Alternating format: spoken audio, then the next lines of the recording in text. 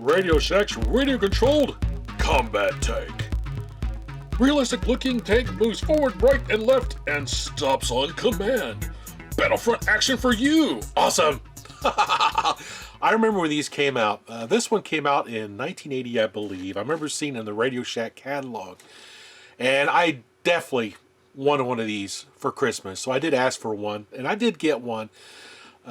But I wish I would have waited one more year, because the following year, 1981, they released a high-powered Sherman tank, which was a little bit more better than this one. I did get the Sherman tank a couple of years later, but I bought it with my allowance money. But I was really happy to get this tank on Christmas back in 1980. It's actually a pretty cool tank to mess around with.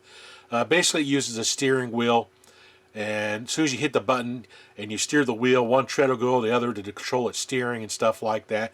There's no reverse. You only go forward. And it comes with some neat accessories like some cones that you can use to try to maneuver around. But I love this artwork on the box. This is not my original. This is one I picked up, probably a few months ago at an antique market, antique flea mall, whatever it is, antique mall. And so I decided to pick one up, so I make a video and talk about it, getting on a Christmas morning and everything. Having a great time knocking down, I would build fortresses and stuff with my blocks and stuff like that, and I would just barrel through them with this thing. A lot of fun. It's a great toy. Have a lot of fond memories of this thing. Well, at least until I got the Sherman tank. This one got put up on the shelf once I got the Sherman tank. Actually, it became a target for the Sherman tank. I used it as the enemy tank. But anyway, I'm rambling.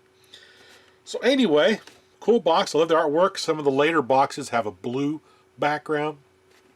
But this has always been my favorite version of the box. So inside the box, unfortunately, I don't have the instruction manual for this. But that's okay. It came with these little cones, as I was talking about. You can use these to make like obstacles to try to steer around. So I guess you're going to be doing a performance tank. How quick will it quarter? But that's kind of cool they included that. Also in the box we have our barrel that we attach on the end here, because it helps save space, otherwise the box lid won't go on. So let's go ahead and pull the tank out itself. Oh, there's like antenna wires going everywhere. Move this off to the side. So here's a nice top view of the tank. Take a look at it on the side here. It's got some great details. It's a good looking RC tank. Of course, on the bottom we have our battery compartment. If I remember correctly, it runs on 3 C batteries. Goes in there. Our on-off switch. Treads are pretty nice. They're kind of like a rubberized kind of plastic.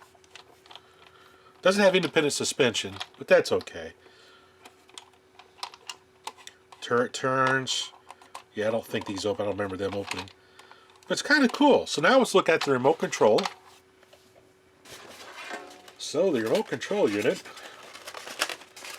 It's kind of cool.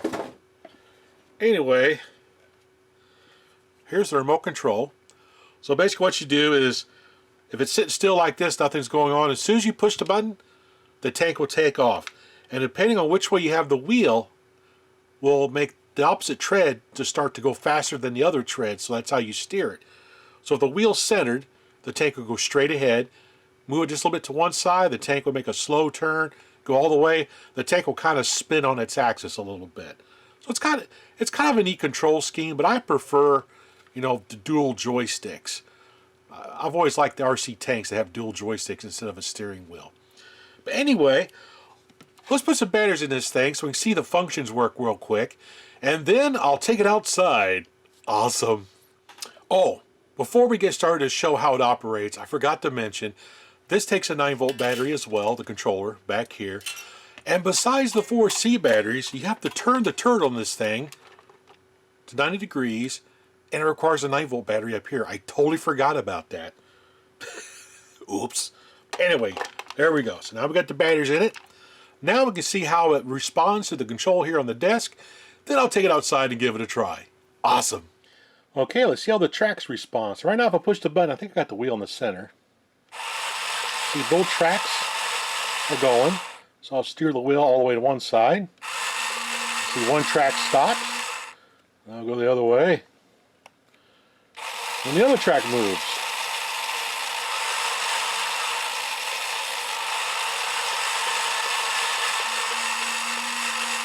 That is pretty cool. It's a pretty simple control scheme, but it's awesome. Okay, let's take this thing outdoors and see how well I do at maneuvering around those cones.